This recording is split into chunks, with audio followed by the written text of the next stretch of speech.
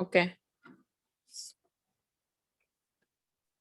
Assalamualaikum warahmatullahi wabarakatuh. Selamat siang teman-teman. Kami dari kelompok 8 ingin mempresentasikan tentang industri bisnis media.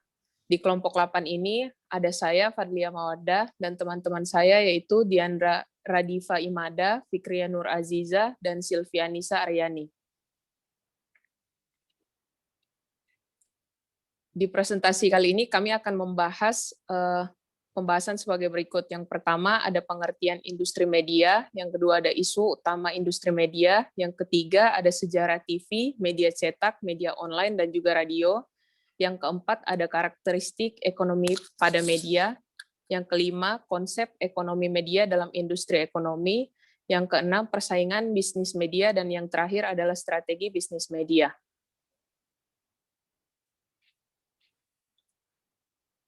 Pengertian industri media. Istilah media berasal dari bahasa Latin yaitu tunggal atau medium yang berarti sesuatu yang ada di antara atau muncul secara publik ataupun ada bagi publik. Sebuah locus publicus atau ruang publik. Dengan demikian, hakikat media tidak dapat dipisahkan dari keterhubungan antara ranah publik dan private. Media menjadi perantara atau mediating dua wilayah ini untuk menciptakan atau menemukan kemungkinan ataupun ketidakmungkinan terciptanya hidup bersama. Menurut KBBI, industri adalah kegiatan memproses atau mengelola barang dengan menggunakan sarana dan peralatan.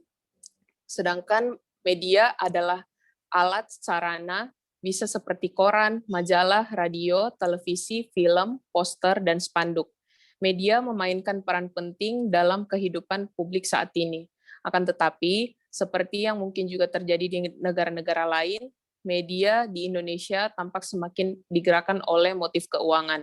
Meski demikian, pemahaman lebih lanjut memilih bahwa media tetaplah sebuah ranah yang diperebutkan oleh berbagai kelompok kepentingan, mulai dari politik, bisnis, hingga blok-blok religius dan fundamentalis yang bersaing untuk meraih kendali dan pengaruh. Meskipun terlihat jelas satu pihak memiliki kekuasaan lebih dibanding lainnya. Pertumbuhan industri media dimanapun berkaitan erat dengan sistem ekonomi politik, begitupun yang terjadi di Indonesia. Lengkapnya, industri media di Indonesia sangatlah dinamis. Media terus menjadi bagian yang tidak terpisahkan dalam kehidupan manusia. Oleh karena itu, perkembangan industri media selalu penting bagi masyarakat. Dalam bisnis media, profit didapat dari konten melalui iklan. Pertumbuhan iklan di Indonesia disebabkan oleh stabilnya pertumbuhan ekonomi, serta didorong oleh kuatnya konsumsi dan permintaan domestik. Semakin banyak konten yang dikonsumsi oleh pemirsa, semakin profit juga semakin besar juga profit yang akan diperoleh oleh media. Peraturannya sangat jelas, operator media harus berusaha sebisa mungkin untuk dapat menciptakan konten yang menarik sebanyak mungkin untuk para pemirsanya. Isu utama industri media. Yang pertama ada konten. Konten telah menjadi sebuah isu yang menghubungkan aspek-aspek dalam media, mulai dari hulu atau produksi hingga ke hilir atau distribusi. Inti dari isu konten dapat terkait dengan alasan utama eksistensi media, yaitu menyediakan ruang publik untuk warga negara agar dapat terlibat dalam sebuah masyarakat yang demokratis dan rasional. Konten media adalah media itu sendiri, di mana dengannya warga dapat terlibat dan pesan dari media itu yang melaluinya warga dapat terlibat juga. Di satu sisi, produksi konten harus didasarkan pada dan cerminan dari kebutuhan warga negaranya.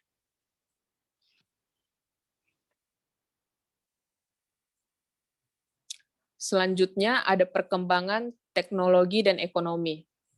Kemajuan teknologi, khususnya internet dari media baru, telah mengubah struktur dan model bisnis media. Kemajuan teknologi tidak hanya menyediakan platform baru untuk distribusi konten seperti saat ini, tetapi juga untuk konvergensi media dan strategi digitalisasi yang akan datang. Tetapi kebijakan media sepertinya tidak mampu mengimbangi kecepatan perkembangan teknologi dan ekonomi. Ketika kebijakan-kebijakan yang ada saat ini tidak dijalankan untuk membatasi konsentrasi kepemilikan media, belum ada kebijakan yang disiapkan untuk mengantisipasi dampak dari model-model bisnis baru yang berkembang.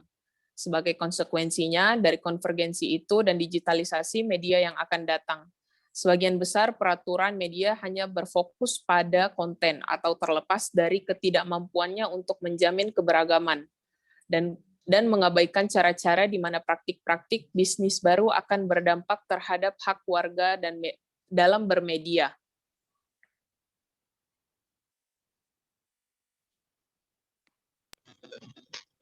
Lalu ada kebijakan media. Kebijakan-kebijakan yang ada saat ini tertinggal di belakang perkembangan bisnis media. Beberapa kebijakan sebenarnya telah dirumuskan dengan baik, namun diimplementasikan secara buruk. Kebijakan lainnya terlalu ambigu dan secara sengaja diterjemahkan sebagai hal yang menguntungkan bisnis media. Selanjutnya ada bias keterwakilan. Saat ini lebih jelas terlihat bahwa media di Indonesia lebih mewakili kepentingan pasar daripada kepentingan warga atau negara. Hal ini terkadang terlihat sebagai sebuah standar ganda, sensitif terhadap kegagalan-kegagalan di badan-badan publik atau komunitas sipil, tetapi tidak sensitif terhadap kegagalan-kegagalan yang sama pentingnya di sektor pasar, terutama yang berdampak pada dunia korporasi swasta. Lalu ada sejarah perkembangan industri televisi Indonesia. Di Indonesia sendiri, industri televisi dimulai sejak 4 Agustus 1962, bertepatan dengan berlangsungnya pembukaan Pesta Olahraga se-Asia 4 atau Asian Games di Senayan. Sejak itu pula televisi Republik Indonesia yang disingkat TVRI hadir yang hingga kini siarannya sudah dapat menjangkau hampir seluruh rakyat Indonesia. Sejak tahun 1989, TVRI mendapat saingan dari stasiun televisi lain, yaitu RCTI, Raja Wali Citra Televisi Indonesia yang bersifat komersial. Kemudian secara berturut-turut berdiri stasiun televisi SCTV, TPI yang kemudian berubah menjadi MNC-TV, dan Antv hadir menghiasi layar kaca. Stasiun televisi terus berkembang hingga menjadi 11 stasiun televisi nasional saat ini di Indonesia. Dengan kehadiran televisi nasional tersebut, maka dunia pertelevisian Indonesia telah mengalami banyak perubahan, baik dalam hal mutu siarannya maupun waktu penayangannya.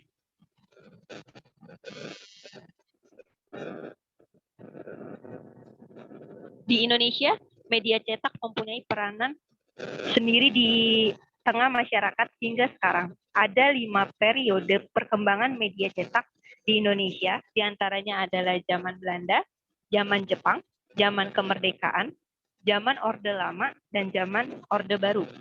Memories des Nouvelles adalah media cetak pertama masuk ke Indonesia, yaitu pada tahun 1615. Koran merupakan salah satu dari 5 besar media tradisional. Surat kabar yang lebih mementingkan konten atau isi dan kualitas berita menjadi faktor utama sebagai daya tarik minat membaca.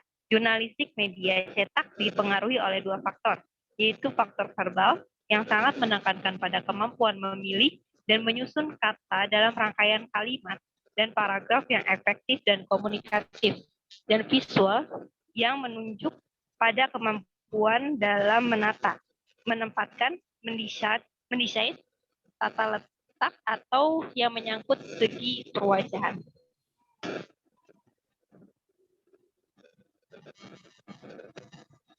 Lalu ada sejarah perkembangan industri media online di Indonesia. Sejarah perkembangan media online di Indonesia tidak terlepas dari munculnya jaringan internet pada tahun 1990-an. Kita patut berterima kasih kepada para pencetus jaringan internet di Indonesia, diantaranya Ahmad M. Tamik Ibrahim, Suryono Adi Sumarta, Muhammad Ihsan, Robi Subiakto, Putu Surya, Firman Siregar, Adi Indrayanto, Ono W. Purbo, di mana nama-nama tersebut yang telah mengembangkan jaringan internet, yang mana bermula dari sebuah proyek hobi tentang jaringan internet. Tercatat dalam sejarah media online Indonesia, situs berita yang pertama tayang yaitu www.republika.co.id. Republika.co.id tayang perdana pada 17 Agustus 1994, tepat setahun setelah harian Republika terbit.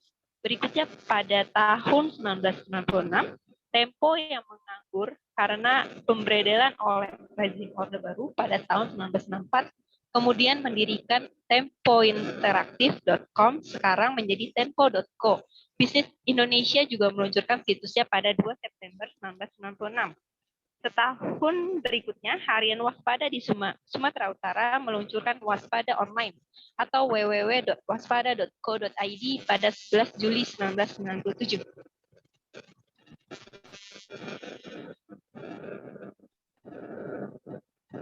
Selanjutnya ada sejarah perkembangan industri radio di Indonesia. Indonesia memiliki stasiun radio negara bernama RRI atau Radio Republik Indonesia. RRI didirikan di tahun 1945 oleh para tokoh perjuangan yang juga aktif mengembangkan stasiun radio di zaman penjajahan Jepang. Abdurrahman Soleh adalah pemimpin umum RRI yang pertama pada saat itu. Meski begitu, stasiun pertama di Indonesia bukanlah RRI, melainkan BRV atau Batavia Radio Vernizi di Batavia, Jakarta. Kehadiran stasiun radio ini juga menjadi sejarah kota Jakarta, di mana stasiun ini dibangun pada 1925.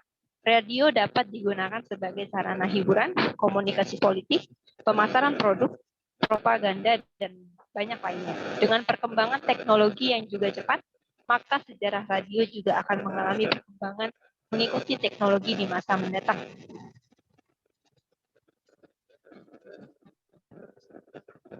Karakteristik ekonomi pada media. Pertama ada bisnis media, mengelola dua kelompok pasar yang berbeda dalam waktu yang sama, yaitu pasar produk yang dihasilkan pembaca, pendengar, dan pemirsa, dan pasar pemasang iklan. Kedua ada bisnis media menghasilkan dua jenis produk dalam waktu yang sama, yaitu sisi konten dan konsumen audiens.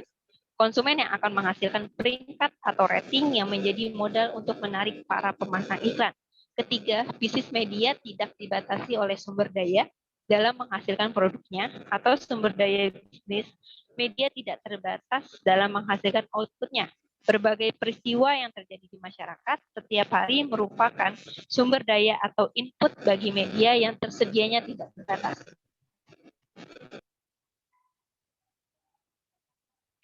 Selanjutnya, yang nomor 4 ada bisnis media tidak spesifik menghasilkan komersial produk, tetapi menghasilkan produk kultural yang memperkaya khasanah dan keragaman budaya di masyarakat. Dengan demikian, ekonomi media dapat berkontribusi pada pencerahan dan peningkatan wawasan masyarakat.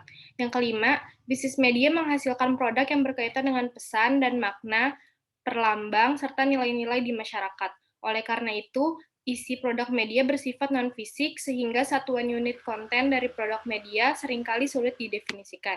Yang keenam, ada bisnis media menghasilkan produk yang tidak habis atau tidak berkurang setelah dikonsumsi oleh konsumen, baik pembaca, pendengar, ataupun pemirsa. Bila seseorang atau beberapa orang menonton televisi atau mendengar radio, maka ini tidak menghilangkan kesempatan pada orang lain untuk melakukan hal yang sama, baik pada waktu dan tempat yang sama maupun berbeda. Dengan demikian, produk media ini masuk klasifikasi barang publik, sementara bisnis lainnya pada umumnya menghasilkan barang dan jasa privat.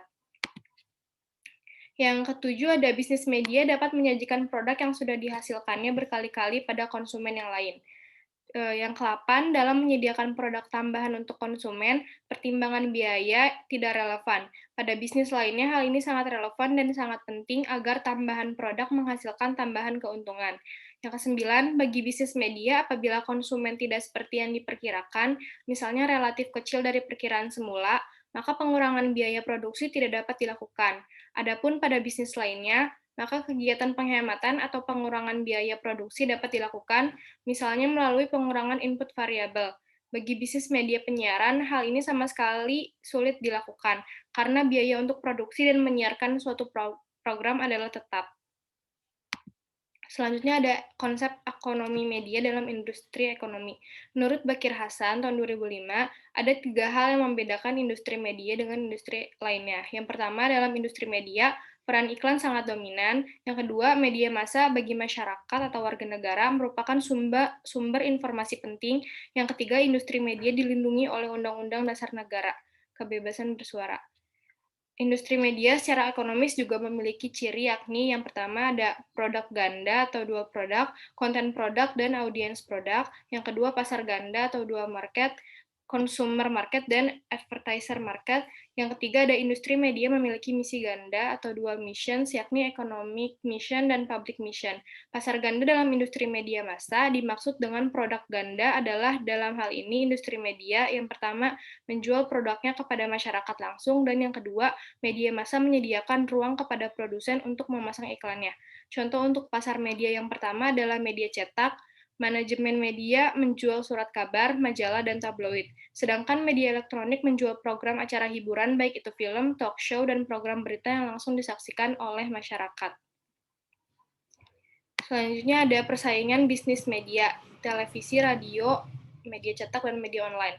Dalam iklim persaingan, tidak menutup kemungkinan terjadinya monopoli. Atmosfer monopoli ini terjadi karena sistem persaingan yang keras sehingga diperlukan pemain ekonomi yang kuat. Monopoli media bisa berbentuk dalam beberapa ragam. Yang pertama ada duopoli, sebuah sistem ekonomi yang juga bisa berlaku dalam media ketika hanya terdapat 2 pemain utama yang menguasai dan mendominasi 50% pasar. Yang kedua ada oligopoli, sebuah sistem ekonomi yang juga bisa berlaku dalam industri media ketika terdapat beberapa industri yang menguasai dan mendominasi 30% pasar. Yang terakhir ada monopoli, sebuah sistem ekonomi yang memperlihatkan satu pemain industri yang mendominasi dan menguasai hampir 90% pasar. Selanjutnya ada persaingan industri televisi. Kian banyaknya jumlah stasiun televisi yang melakukan siaran di Indonesia secara pasti akan berdampak pula dengan kian ketatnya persaingan antara stasiun televisi swasta tersebut. Iklan adalah persoalan hidup mati bagi stasiun televisi. Dengan banyaknya iklan, biasanya semakin banyak pula uang yang masuk untuk stasiun televisi tersebut. Bagi sebuah stasiun televisi, upaya menarik jumlah penonton sebanyak-banyaknya dan selama mungkin dilakukan dengan jalan menayangkan program terbaik yang mereka miliki, baik yang mereka beli, yaitu program akuisisi, atau program yang mereka buat sendiri, in-house production. Untuk itu, program yang ditayangkan sebuah stasiun televisi dapat dikatakan baik, bagus, atau berhasil jika program tersebut mampu menarik penonton sebanyak dan selama mungkin menyaksikan tayangan tersebut. Selanjutnya ada persaingan media cetak. Media cetak menjadi media yang mendominasi bagi penyebaran informasi. Pers cetak juga menjadi media mainstream di dunia bisnis informasi. Namun, seiring perkembangan teknologi, dominasi industri media cetak ini mulai terancam tergeser. Munculnya internet yang melahirkan pers, digital, dan multimedia mengubah total industri media massa. Secara profitabilitas, media-media online sebenarnya belum memberikan sumbangan berarti bagi perusahaan. Banyak perusahaan media yang tetap mengandalkan pendapatannya dari edisi cetak. Dengan masuknya media online, industri cetak bersiap-siap menghadapi perubahan perilaku mengkonsumsi media. Bila suatu saat industri cetak tak lagi memberikan harapan keuntungan, konsumen benar-benar memilih media online sebagai rujukan informasi utama, maka industri mereka tetap bisa eksis dengan mengandalkan pendapatannya dari media online. Selanjutnya ada persaingan industri radio. Hampir 14 tahun sejak kelahiran Undang-Undang Nomor 32 Tahun 2002 tentang penyiaran, secara kuantitatif jumlah radio siaran di tanah air mengalami lonjakan yang fantastik. Namun, seiring pesatnya pertumbuhan internet, pengelola stasiun radio dihadapkan pada tantangan besar, yakni bergesernya pola konsumsi media. Popularitas radio semakin memudar setelah digilas televisi, dan sekarang pendengarnya disedot beragam media di internet. Orang kini dengan mudah mendapatkan berita dan hiburan atau lagu di jaring. di jejaring media maya. Beragam informasi berserakan di Facebook, Twitter, Instagram, dan media sosial lainnya. Sebagai jenis lagu lawas dan terbaru, komplit di YouTube. Bisa dibilang halayak saat ini hanya mendengarkan radio ketika berkendara mobil untuk mendengarkan lagu, pengusir kantuk, atau mendengar informasi lalu lintas guna menghindari kemacetan. Pesatnya pertumbuhan internet dewasa ini menjadi tantangan bagi pengelola radio siaran untuk lebih kreatif dan inovatif dalam menyajikan konten. Jika tidak, eksistensi radio akan disisihkan oleh daya tarik media internet yang mampu menyajikan semua kebutuhan konsumen.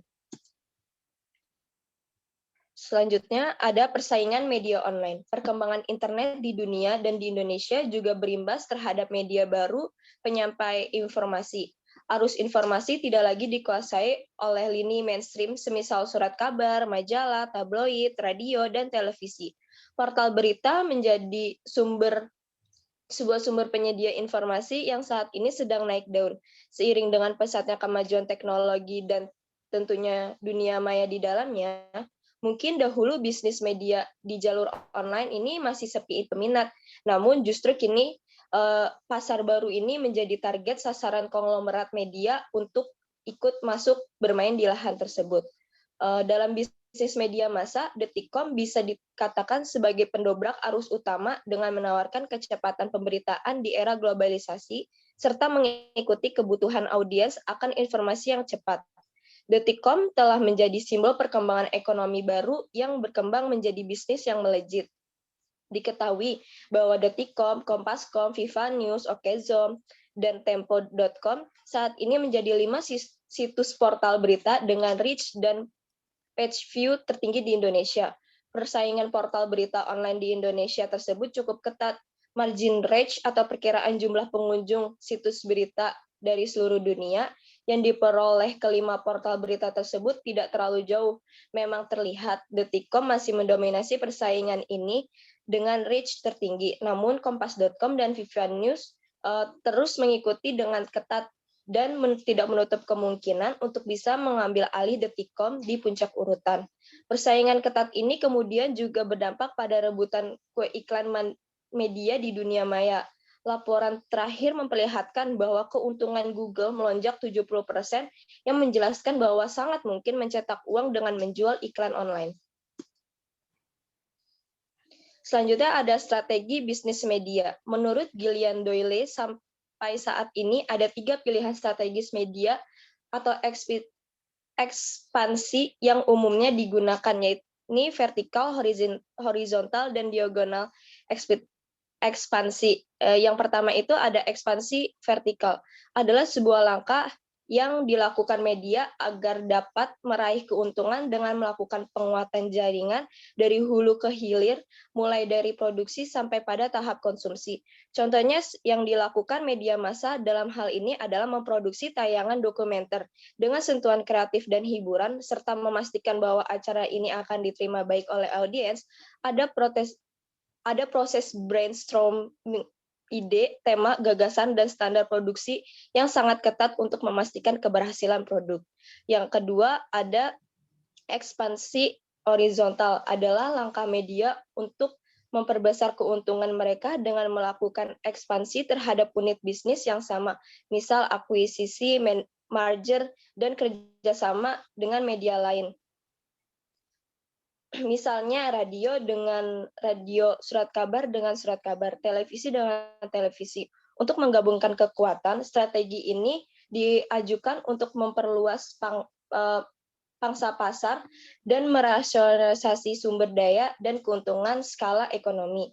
Selanjutnya yang ketiga ada ekspansi diagonal, adalah ekspansi yang terjadi ketika perusahaan melakukan diversifikasi ke bidang bisnis baru. Misalnya yang kita sering temukan yaitu berbagai layanan penyedia internet yang digabungkan dengan TV kabel. Mayoritas perusahaan media berskala besar di Indonesia melakukan strategi ekspansi ini. Salah satu contoh yang kita ketahui ialah MNC Group. MNC Group sendiri mempunyai 4 kanal televisi free to air. salah satu jumlah terbanyak yang dimiliki oleh grup media, juga 20 jaringan televisi lokal, dan 22 jaringan radio di bawah anak perusahaan mereka, Sindo Radio bersama media cetak dan media online mereka. Terima kasih, sekian presentasi dari kelompok kami.